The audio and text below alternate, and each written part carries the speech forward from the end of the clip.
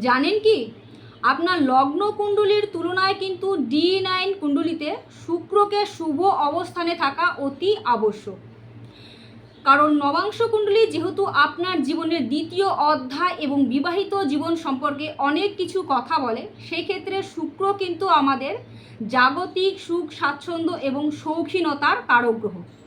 যদি আপনার লগ্ন কুণ্ডলীতে শুক্র যদি খারাপ অবস্থায়ও থাকে, কিন্তু সে যদি D9 কুণ্ডলীতে শুভ অবস্থায় অথবা শুভভাবে অবস্থান করে, তাহলেই কিন্তু আপনি জাগতিক সুখ স্বাচ্ছন্দ্য খুব সহজেই ভোগ করতে পারবেন।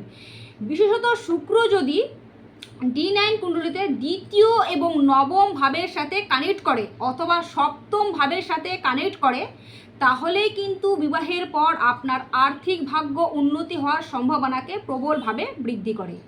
ভিডিওটি ভালো লাগলে অবশ্যই একটি লাইক করে দেবেন। সকলে খুব ভালো থাকুন, সুস্থ থাকুন। জয় শ্রীকৃষ্ণ।